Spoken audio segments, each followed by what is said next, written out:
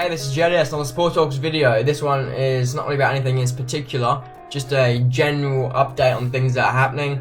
Not really that much to talk about in terms of the AFL. There's nothing. Teams are going back to training again. I thought they'd started training a lot earlier, but I saw Eagles, my team, do a post a few days ago, I think it was 4 days ago, saying first day back. And I assume that means, maybe that's from a camp, but I assume that means back at training.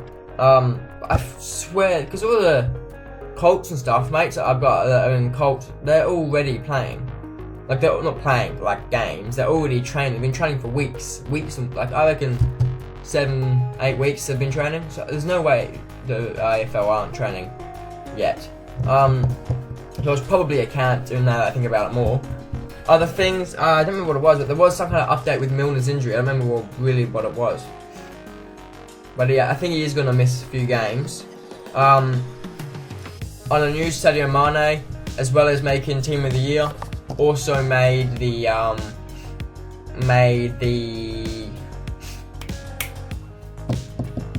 he won the African Player of the Year, whatever that's called.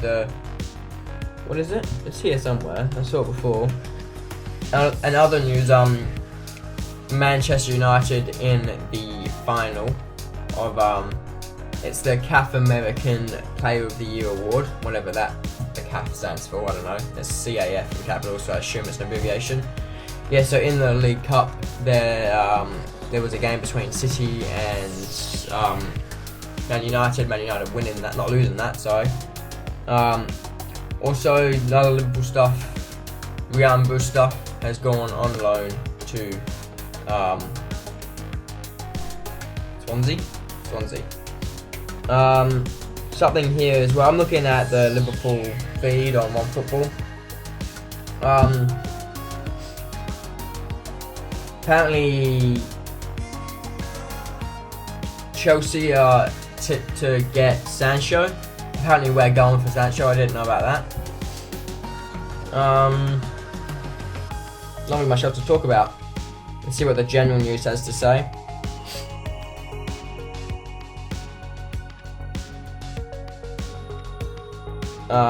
There's not really much to talk about. Brendan Rodgers has guaranteed that Maddison will stay beyond January. Apart from that, there's nothing to really talk about, so I'll go to tennis then. Okay, so if I go to tennis, obviously there's the ATP Cup, and Australia topped their group, winning their group, getting the medal for winning their group. Didn't lose a game. Like, I don't mean like didn't lose a tie against a country, because there's a tie, you play 3 games, 2 singles, 1 doubles game. I mean we didn't lose a game in our group stages. So every singles match was won, every doubles match was won, I believe. Unless the doubles match that I didn't watch last night we lost, which is possible. I never actually. I probably should check that whilst I'm here. I might as well. But until that point, it's weird. Until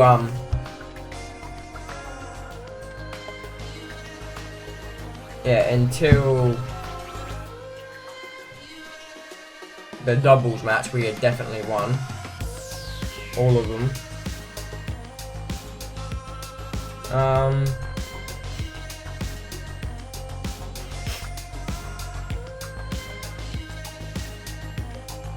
Yeah, we did win 3-0. So yeah, that was another 3-0 win. That's why we won the doubles. It says as Australia clinched 3-0 for Aussies. So the main thing I wanted to talk about was the game between Kyrgios and Tsitsipas. Or Tsitsipas, however you want to say it. Tsitsipas is how I say it. Stefano Tsitsipas. It was a very good game. Obviously, because it's not a Grand Slam and it's ATP, it's only 3 sets, so it's like a women's game, 3 sets only. And the first set was 6-6. Tiebreaker won 7-5 to Kyrgios. Second set was 6-6. Tiebreaker won, I'm guessing 7-3 to Kyrgios, to Tsitsipas. And then the last set was 6-6, won 7-5 to Kyrgios.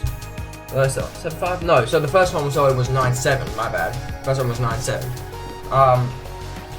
So yeah, that was an interesting game, a very enticing him to watch if you're supportive of either person. Kyrgios is, I mean, it's full country. Kyrgios, we all know, is a bit of a nutter. He's on probation, so he was on his best behaviour. He hit the front of like a once, which was pretty skillful. He was walking along. I don't know if you can see it. Is it too low from standing up? He was walking along. That's on the actually, that's the back here. He was walking along, tested his racket, and he's just gone whack, bounced up, and caught it. Like, he bounced up, and he went. So he threw into the ground, bounced up, and went. It's pretty skillful. It shows how many times he smashed his racket. The fact that he can throw it into the ground, bounce it back up, and catch it. So he's on probation. He still did that though. What else is there to talk about? I guess yeah. So it was very close. It looked like Tsitsipas was gonna win. So Kyrgios was getting a bit angry, making silly mistakes, too many drop shots in my opinion, and between the legs and behind the back shot got a bit stupid. He won from the baseline where it dropped like he literally. So I think it's in my desk. Do I have a ball? I have a ball here. Oh my god, that was stuck to the table. Ooh. So yeah, this ball is like it bounced and it was here off. Oh, you know what I'm saying? So it came through. Say there's the baseline. It bounced and he did a between the legs shot that close to the floor. And he's not a short guy either. He's a tall boy. It's not like he's a short player. It's not like it's Hewitt playing that shot, because it's shorter. It's more like a knee height, not knee height. It's like mid thigh, but for him it was like ankle height. So no way was ever gonna get it back over from the baseline. That is, and I feel like it comes from not wanting to play his backhand. That's why he does the tricky shots, and the fact that he's a basketball fan. He likes the big hype, the show off. That's another reason I reckon he does it. But yeah, I feel like that's the main reason is the backhand and the show off. So he does this tricky stuff with his forehand, trying to get it back. And often, especially with between the legs, he gets it back, but it puts your opposition with an easy shot a lot of the time. Not always, but a lot of the time, puts your opposition in with an easy shot. Obviously came out and won it. Don't have anything to talk about. So it's been JDS. Thanks. Bye. See you next time. See ya. Okay, and I'm back in my other spot now. I just realised whilst I was editing this and making the thumbnail, that there's a very big thing that I can't believe I missed. In the first set, in the Kyrgios Tsitsipas game, Tsitsipas was not extremely happy. He was playing, let's say, crap at stages of it, and he got angry, smashing his racket, and he actually accidentally hit his dad, injuring his dad, which in the interview he played it down a lot. He said it was an accident. I forgot about straight away. I don't understand. It's your dad, mate. You gotta be, even if he didn't show any remorse at all either. It's almost like, oh, I don't care sort of thing. And his parents were not happy. I remember when I was watching the game, the commentators were saying something about, I didn't actually understand what it was at the time because I hadn't heard it here because I didn't see the first set.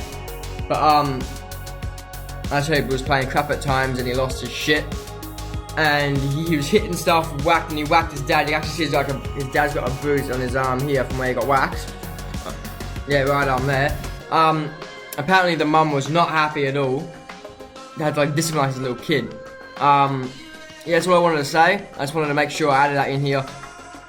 He is in big trouble with his parents, you'd assume, and he'll be in trouble with the tennis commission, I'd say, because if he isn't, and Kyrgios has been a very repeat offender, but he should get in trouble with something like that. That's practically abuse. I know it's not intentional, but it's still abuse. Yeah, this has been JDS, I guess. Another outro. I'm not going to buy the outro. See ya.